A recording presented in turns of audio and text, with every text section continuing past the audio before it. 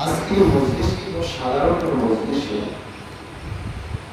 প্রথমত হলো এটা আল্লাহর ঘর, মসজিদ। দুনিয়ার সর্বোত্তম জায়গা হলো মসজিদ। কোনো সন্দেহ আছে? যতক্ষণ বসে থাকবেন নিয়ম হবে, কোনো গুণা হবে না। এটা এমন একটা অপশন, এটা এমন একটা বিজনেস, এখানে লস নামের কোনো অপশন নাই, সময় লাভ। আপনার আসলে চুপ করে বসে আছেন, তারপর আপনার সবাই আছে।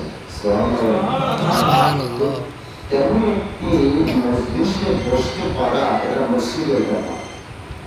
আমি আমার আলোচনা অনেক সময় বলি যে ইচ্ছা করলেই একামল করা যায় না, ইচ্ছা করলেই একামল করা আল্লাহ তাআলার পক্ষ থেকে মঞ্জুরি লাগে, আল্লাহ তাআলার রহমত লাগে, দয়া লাগে, করুণা ভিক্ষা লাগে, এমনি এমনি নেক কাজ করা যায় না। আজকে অত্র মহল্লা হাজার মানুষের বসবাস, সবার মধ্যে রসুলের ঝুঁকে না শেষ পর্যন্ত কথা বলেন। তো আল্লাহ আমাদেরকে বাছাই করে করে অত্যন্ত পছন্দ করে মনোনয়ন দিয়ে আমাদেরকে এমন একটি বরকতময় মজলিসে উপস্থিত হওয়ার সৌভাগ্য দান করেছেন। খুশিনা বাজার আলোচনা বলেন আলহামদুলিল্লাহ। এরপরে আসি, আজকে এখানে অসংখ্য আলেম ওলামা বসা আছেন, অনেক আলেম ওলামা আরো আসতেছেন, আলোচনা হচ্ছে, হবে, নামাজ হবে, দোয়া মুনাজাত হবে, তাবারক আছে, আছে না নেই? প্রতিটা সেক্টর হলো রহমত, বরকত এবং সওয়াবের দলিল আল্লাহ সুবহানাল্লাহ। আজকে আমরা যে মজলিসে উপস্থিত হয়েছি, আপনার আমার একমাত্র যাকে কেন্দ্র করে আপনার আমার রসুলের জান্নাত যুক্ত। হাদিস শরীফে এসেছে আপনার আমার রসুল বলেছেন যে আমাদের সর্বপ্রথম জান্নাতের দরজা খটখটাবো। সুবহানাল্লাহ। শাফায়াতের মালিক যিনি, সে প্যারা রসুল মুহাম্মদ রাসূলুল্লাহ সাল্লাল্লাহু আলাইহি ওয়াসাল্লামের জীবনী শোনার জন্য উপস্থিত হয়েছেন। কথা বলেন, আমরা আমাদের নবীর জীবনী শোনার জন্য এখানে হয়েছি, উপস্থিত হয়েছে। এর চেয়ে দামি মজলিস, বরকতময় মজলিস এই জমিনে আছে। কারণ যা কিছু দেখেন পৃথিবী এবং আল্লাহ তাআলার যত সৃষ্টি সব কিছু যাকে কেন্দ্র করে তার জীবনে আলোচনা হবে। সুবহানাল্লাহ। তো রবিউল আউয়াল মাস রাসূল আকরাম সাল্লাল্লাহু আলাইহি ওয়াসাল্লামের আগমনের মাস। তিনি দুনিয়াতে তাশরীফ এনেছেন, জন্মগ্রহণ করেছেন এই মাসে। সুবহানাল্লাহ। তো আমরা হলাম বাংলা ভাষাভাষী, আমরা আমাদের মায়ের ভাষায় কথা বলি ঠিক, কিন্তু মনের ভাব প্রকাশ করতে গিয়ে দৈনন্দিন জীবনে আমাদের হিন্দি, উর্দু, ফার্সি, আরবি, ইংরেজি ভাষা আমরা ব্যবহার করে থাকি, না হয় আমাদের মনের ভাব প্রকাশ করতে পারি না। কথা বুঝেন আপনারা? শুনতে অস্থায় ওইগুলো করে না, বুঝে আগে একটু বুঝলেন, শুনতে হবে না, কারণ আগে তো আমরা ক্লিয়ার করি। কথা বলেন, আমরা এখানে বসে আছি, কোথায় বসে আছি? মসজিদে। সবাই বলছে দিকে বসে আছি। এই মসজিদ আরবি শব্দ, এটা কি শব্দ? মসজিদ। এটা আপনার মায়ের ভাষা, আমার মায়ের ভাষা নাকি? এটা আরবি ভাষা। আমার হাতে যেটা আছে এটাকে আপনারা কি বলেন? মাইক্রোফোন। এটা কিন্তু আপনার মায়ের ভাষা, এটা কিন্তু ইংরেজি ভাষা। আমি যেখানে বসে আছি এটাকে কি বলেন? এটা ফার্সি শব্দ, এটা আপনার মায়ের ভাষা। আপনার উপরে যা ঘটছে এটাকে কি বলেন? এটা ইংরেজি শব্দ। কথা বলেন, এই ধরনের জীবনে আপনার অসংখ্য এইভাবে মনের ভাব প্রকাশ করার জন্য আপনি আপনার এলাকার যে রিয়াল বইলা যাকে চেনে, রিয়াল আদি সিরিয়াল বাংলা সত্য শব্দ সিরিয়াল, ওই রিয়ালের শব্দটাও আরবি। কথা বুঝলেন না? আরবিতে প্রবাদ আছে, আলা হাজাতু তাফতিক হিনা, প্রয়োজনে কৌশল উদ্ঘটিত হয়। তো হিনা তো শব্দটা হলো কৌশলী, আর আমরা যাকে রিয়াল বলে ডাকি প্রাণীটা খুব বুদ্ধিমান। কথা বলেন, ওটাকে পণ্ডিত মশাই বলে আমরা জানি নাকি? এইভাবে দৈনন্দিন জীবনে আমরা অসংখ্য আমার মায়ের ভাষায় বিকল্প ভাষা ব্যবহার করে থাকি। আপনি নামাজ বলেন, সালাম বলেন, আজান বলেন, একামত বলেন, জানাজার নামাজ বলেন, কোনটাই আপনার মায়ের ভাষা কথা বলে না। এগুলো কিন্তু সব আপনার ভিনদেশী ভাষা, কিন্তু আপনার ওটা না বললে আপনার মনে ভাব প্রকাশ করে না। আজকে এই মজলিসে আমরা এসেছি মিলাদুন নবী সাল্লাল্লাহু আলাইহি ওয়াসাল্লাম উপলক্ষে। মিলাদ শব্দ হলো আরবি শব্দ। কি শব্দ? আরবি। আর নবী বলতে আর নবী মুহাম্মদ সাল্লাল্লাহু আলাইহি ওয়াসাল্লামকে বোঝানো হয়। খ্রিস্ট বলেছেন আমরা তার উম্মত, তো নবী বলতে নবী বোঝানো হয়। আর মানে অর্থ হলো নবী মুহাম্মদ সাল্লাল্লাহু আলাইহি ওয়াসাল্লামের জন্ম বৃত্তান্ত।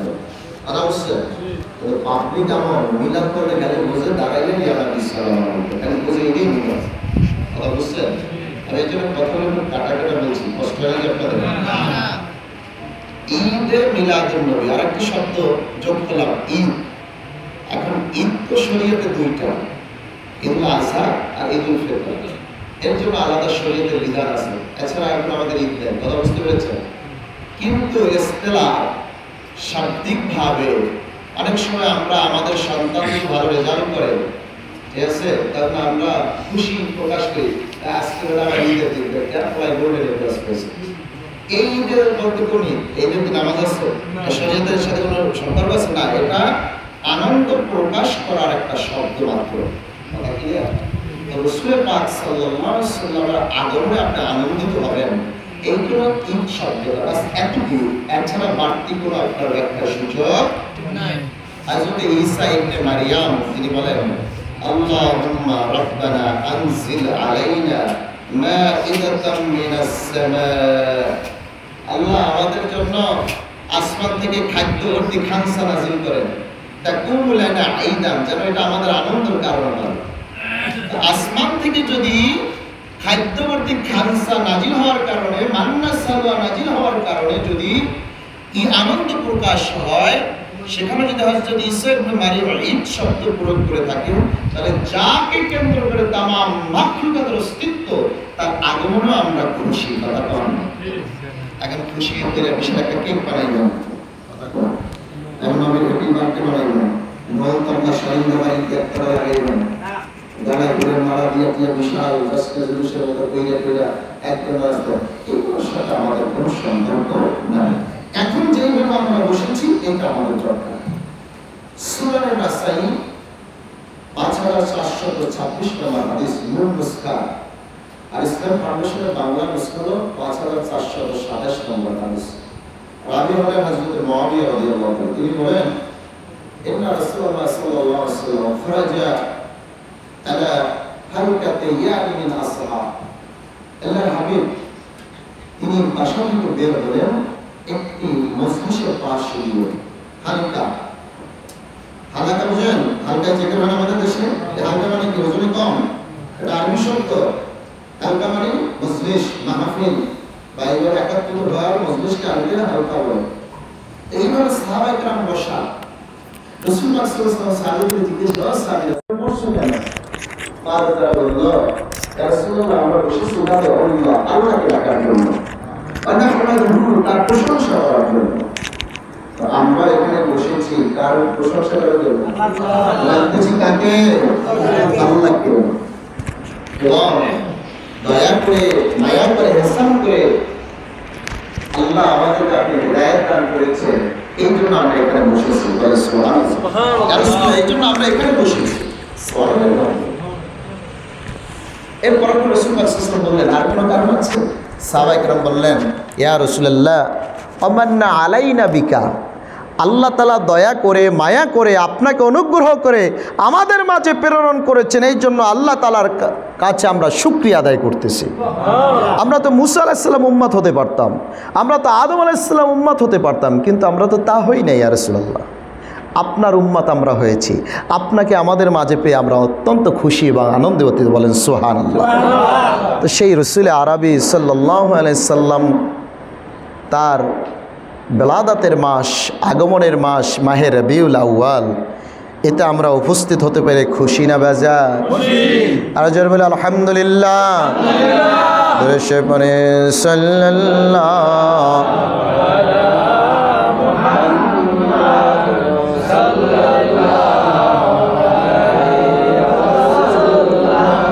সাল্লাল্লাহু আলা মুহাম্মদ সাল্লাল্লাহু আলাইহি। মন ছুটে যায় মদিনায়, ঘরে যে মন টিকে না, ডানা পেলে উড়ে যেতাম সোনার মদিনায়। সাল্লাল্লাহু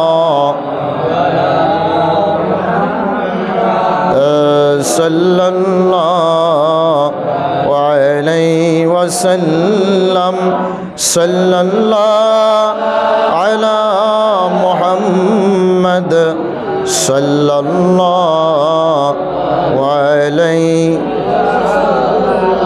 প্যারা হাজিরিন, তো সেই রসুল আরবি সাল্লাল্লাহু আলাইহি সাল্লামের আগমনকে কেন্দ্র করে আমরা যে আলোচনার আয়োজন করেছি এবং উপস্থিত হতে পেরেছি, এটা আমাদের জীবনের অন্যতম একটি নিয়ামত। বলেন সুবহানাল্লাহ।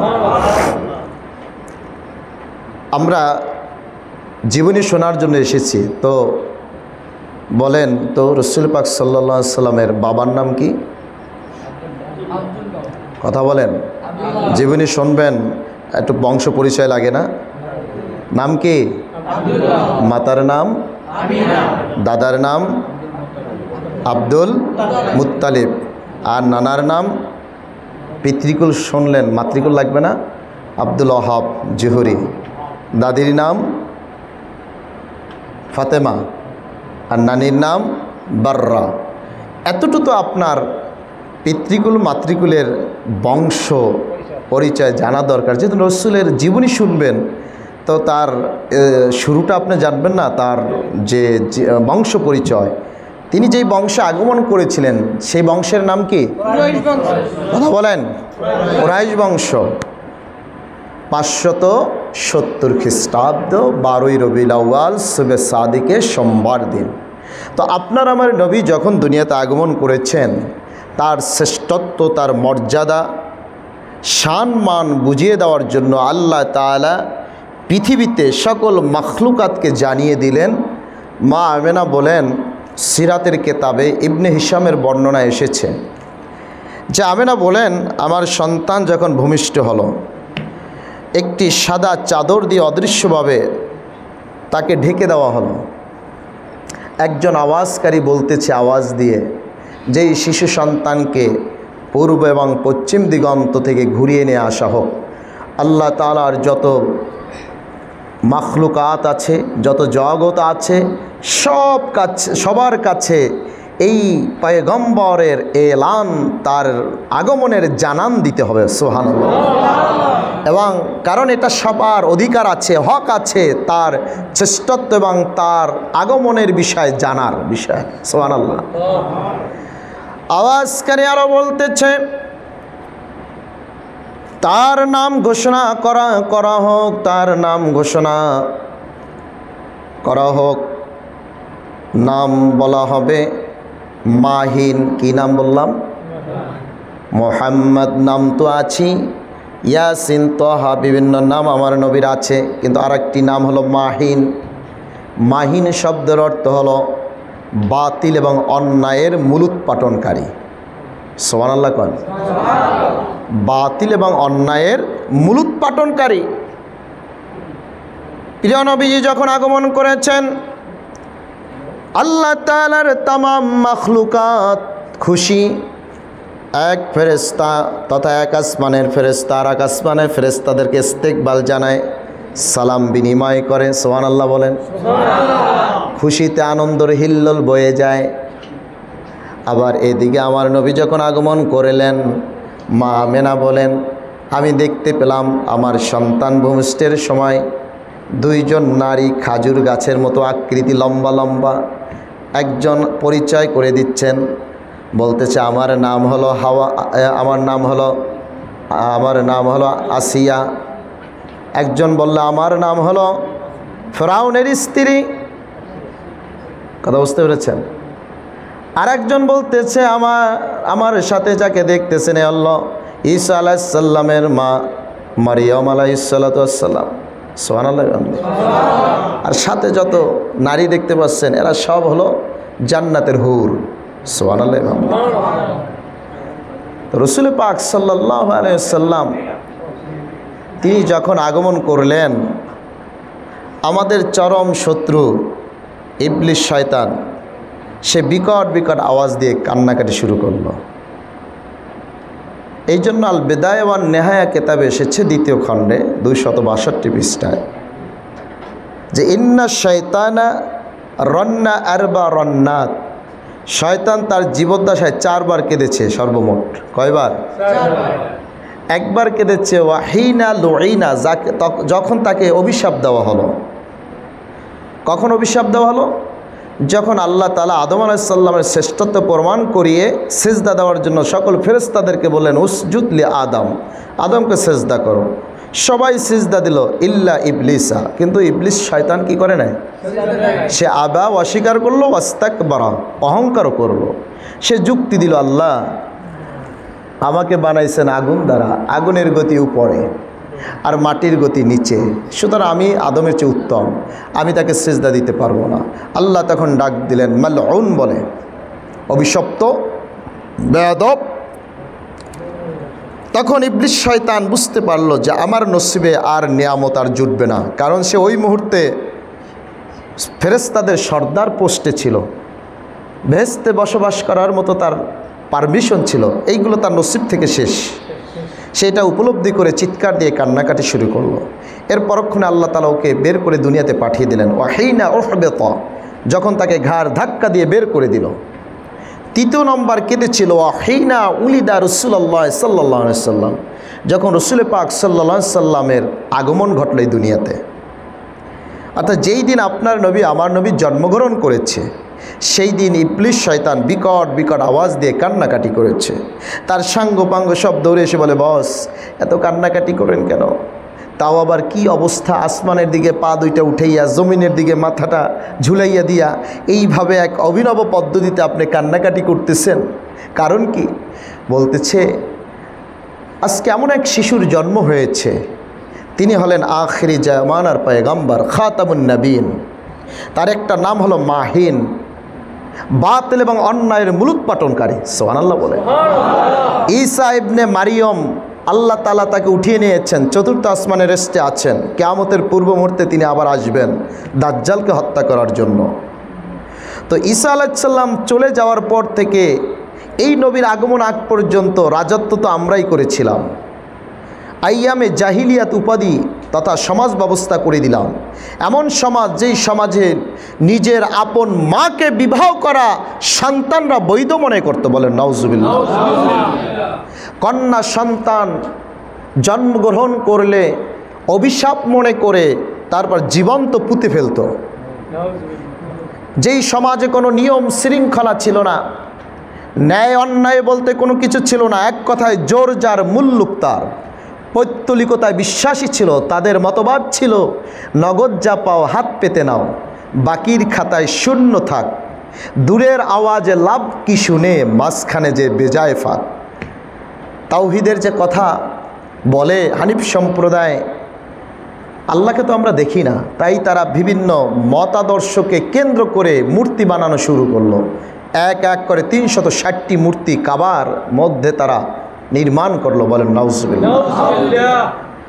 রাসূল আরবি সাল্লাল্লাহু আলাইহি সাল্লাম যখন আগমন করলেন, যেই দিন আল্লাহ তাআলা যতগুলো অলৌকিক ঘটনা দুনিয়ার বুকে ঘটিয়েছিলেন, তার মধ্যে একটা ছিল ওই মূর্তিগুলো সেজদায় পড়ে গিয়েছিল। সুবহানাল্লাহ বলেন। সে পারস্যের খসরুর প্রসাদ থরথর করে কেঁপে উঠেছিল, 14টি পিলার ভেঙ্গে তছনছ হয়ে গেছিল, হাজারো বছরে অগ্নিকুণ্ড প্রজ্বলিত ধপ করে বন্ধ হয়ে গেছিল। সেই নবীর জীবনী শোনার জন্য এখানে আমরা বসতে পেরেছি, খুশি না বেজার? তো রাসূল আরবি সাল্লাল্লাহু আলাইহি সাল্লামের সম্মান আপনার বুঝতে হবে আগে। যদি আপনি রসুলের সম্মান না বুঝেন, আপনি আমল করে স্বাদ পাবেন না এবং আপনি আমলও করতে পারবেন না। এক্সাম্পল একটা দেই, দুনিয়ার জিন্দিগির হিসাব আপনার কাছে যদি সিভিল পোশাকে আপনার এই ডিস্ট্রিক্ট ডিসি আসে, যদি আপনি না চেনেন, আপনি তাকে মূল্যায়নই করবেন না। কথার মারপাশে কেন বাজাবাজি করে মাইরও দিতে পারেন, কথা বুঝছেন? কিন্তু আপনি যখন বুঝবেন বা জানবেন সে প্রোটোকল নিয়ে আসবে বা আপনি ভিন্নভাবে জানলেন যে এটা ডিসি, তখন আপনি কিন্তু দূরত্ব বজায় রেখেই চলবেন, কথা কন। আরও চেষ্টা করবেন কিভাবে তার সাথে একটু দেখা করা যায়, তাকে ভালো হাদিয়া দেওয়া যায়, সম্পর্কটা রাখা যায়, কারণ আপনি জানেন ডিসির ক্ষমতা কি, কথা কন। তো ওই ডিসি এসপি অস্তিত্ব হতো না যদি আপনার আমার নবী দুনিয়াতে আগমন না করতেন। সুবহানাল্লাহ বলেন। আজকে যা কিছু যাকে কেন্দ্র করে সব কিছু হলো বিশ্বনবী মুহাম্মদুর রাসূলুল্লাহ সাল্লাল্লাহু আলাইহি ওয়াসাল্লাম। অনেক আলোচনা, সময় কম। রাসূল পাক সাল্লাল্লাহু আলাইহি ওয়াসাল্লাম বলেন, হাদিস শরীফ মুত্তাফাকুন আলাই, মুসলিম এবং বুখারী শরীফে যৌথ হাদিসটি এসেছে। মুআবিয়া রাদিয়াল্লাহু তাআলা হলেন রাবী। মান ইউরিদিল্লাহু বিহি খায়রান ইউফাক্কিহু ফিদ্দীন ওয়া ইন্নামা আনা কাসিম আল্লাহু ইউতি। সুবহানাল্লাহ কোন। আল্লাহ তাআলা যাকে চান তাকে দ্বীনের সঠিক বুঝ দান করেন। রসুল বলতেছেন, আমি হলাম কাসেম, বন্টনকারী, আমি এলেম ভাগ করি। আমি কি করি? এলেম। আপনি বুঝেন হিসাবটা, যে রসুল বলতেছেন আমি এলেম ভাগ করি। কেমন পাওয়ার, কেমন ক্ষমতা আল্লাহ দিয়েছেন যে তিনি এলেম ভাগ করেন। কে কতটুকু এলেম পাবে? ইমাম বুখারী, ইমাম মালিক, ইমাম মুসলিম, এইভাবে যত বিখ্যাত ইমাম বা যত আয়েম্মা আছে, আলেম ওলামা স্কলার যত আছে, কে কতটুকু এলেম পাবে এটা রসুল ভাগ করেন। আল্লাহু ইউতি, আর ওই ভাগ অনুযায়ী এলেম আল্লাহ দান করেন। সুবহানাল্লাহ। কিন্তু ভাগের বিষয়টা আল্লাহ তাআলা তার হাবিবকে সেই ক্ষমতা দিয়ে দিয়েছেন। তো সেই নবীর উম্মত আপনি আর আমি। তো সুতরাং সেই রসুল যেইভাবে আমাদের বলেন চলার জন্য, যেইভাবে নির্দেশনা দিয়েছেন, তার সুন্নতে মোতাহারা যেইভাবে পালন করতে বলেছেন, এইভাবে যদি আমরা পালন করতে পারি তাহলে আমরা উভয় জাহানে সফল হব। বলেন সুবহানাল্লাহ। কথা বুঝতে কষ্ট হয় আপনাদের? আবার দেখুন, আপনার নবী আমার নবী, তার সম্মান আল্লাহ কেমন দিয়েছেন। যার সাথে কথা বলার আদব কিভাবে হবে এর জন্য আল্লাহ তাআলা শরীয়তের বিধান করে দিলেন। সুবহানাল্লাহ বলেন। আপনি আমি তো কথা বলি, সন্তান বাবার সাথে কথা বলে, ওস্তাদের সাথে ছাত্র কথা বলে, নেতা কর্মী কথা বলে, কোনো ডিসিপ্লিন নাই, আছে? চিক পাক দিয়ে, হাক ডাক দিয়ে, যে যেভাবে। জুমার দিন আলোচনা যদি একটু তবারক থাকে, চিক পাক, আহারে যতক্ষণে খাওয়ান না যায় সামনে, চিক পাকে শেষ, কথা কন। কিন্তু আপনার নবী আমার নবী মুহাম্মদ রাসূলুল্লাহ সাল্লাল্লাহু আলাইহি ওয়াসাল্লামের শানে, তার সম্মুখে বসে কিভাবে কথা বলতে হবে এর জন্য আলাদা বিধান করে দিলেন আল্লাহ। সুবহানাল্লাহ। এটা বোঝার চেষ্টা করেন যে কথা বলার বিধান, তাহলে আল্লাহ তাআলা কিভাবে তার রাসূলের সম্মানটা দিয়েছেন এবং কত স্পর্শকাতর। সুবহানাল্লাহ বিহামদিহি। হযরতে আবু বকর এবং ওমর রাদিয়াল্লাহু তাআলা কোনো একটা বিষয় নিয়ে কথা বলতেছিলেন নবীজির দরবারে বসে। তাদের কথার আওয়াজ একটু আপার লেভেল হয়ে গেছে আমার নবীর কথার আওয়াজের চেয়ে। সাথে সাথে আল্লাহ তাআলা কোরআন আয়াত জানিয়ে দিলেন, নাজিল করে, ইয়া আইয়ুহাল্লাযীনা আমানু লা তারফাউ আসওয়াতাকুম ফাওকা সাওতিন নবী ولا تجهروا له بالقول كجهر بعضكم لبعض أن تحبط أعمالكم وأنتم لا تشعرون। الله أكبر। ওহে যারা ঈমান এনেছো, খবরদার, লা তারফাউ আসওয়াতাকুম, তোমাদের গলার আওয়াজ, কণ্ঠের আওয়াজ, কথার আওয়াজ, লা তারফাউ, উঁচুতে যেন না ওঠে, ফাওকা সাউতিন নবী, আমার নবীর কথার আওয়াজের উপরে। যদি তোমাদের কথার আওয়াজ আমার নবীর কথার উপরে চলে যায় তাহলে হাবিতাত আমালুকুম, তোমাদের আমল আমি আল্লাহ সব বরবাদ করে দেব। হিসাবটা বুঝাতে পারেন আমাকে? যে কথা শুধু শুধু কি কথা, আপনি ভালো কথাই বলতেছেন কিন্তু কথার আওয়াজটা আপনার নবীর কণ্ঠের আওয়াজের উপরে চলে গেছে, সাথে সাথে আল্লাহ বরদাস্ত করলেন না। কেমন মহব্বত করেন আমার রসুলকে, সুবহানাল্লাহ বিহামদি। যখন মক্কার কুরাইশরা বলল ইয়া মুহাম্মদ লাস্তা মুরসাল, তুমি রসুল নও, আমার নবী কোনো জবাব দেন না। আল্লাহ তাআলা জবাব দিয়ে দিলেন ইয়াসিন ওয়াল কুরআনিল হাকীম ইন্নাকা লামিনাল মুরসালিন। সুবহানাল্লাহ, নবীকে ডাক দিলেন ইয়াসিন বলে, বিজ্ঞানময় কোরআনের শপথ করলেন আল্লাহ তাআলা, আর জানিয়ে দিলেন হে প্রিয় হাবিব ইন্নাকা লামিনাল মুরসালিন, নিশ্চয় আপনি রসুলদের অন্তর্ভুক্ত, কাফেরের গোষ্ঠী যাই বলুক না কেন। সুবহানাল্লাহ। আল্লাহর হাবিব যখন কুরাইশদেরকে একত্রিত করে তাওহীদের দাওয়াত দিলেন, লা ইলাহা ইল্লাল্লাহ মুহাম্মাদুর রাসূলুল্লাহ সাল্লাল্লাহু আলাইহি ওয়াসাল্লাম, তখন আবু লাহাব আমার নবীকে তিরস্কার করে বলল, ও ভাতিজা, এই কথা উদ্ভট কথা শোনার জন্য কি আমাদেরকে একত্রিত করেছ? সে হাতে পাথর নিয়ে আমার নবীর দিকে লক্ষ্য করে ছুঁড়ে মারল আর বলল ওয়াইলাকা ইয়া মুহাম্মদ, এ মুহাম্মদ তুমি ধ্বংস হও। বলেন নাউজুবিল্লাহ। আমার নবী আঘাতপ্রাপ্ত হলেন, আহত হলেন।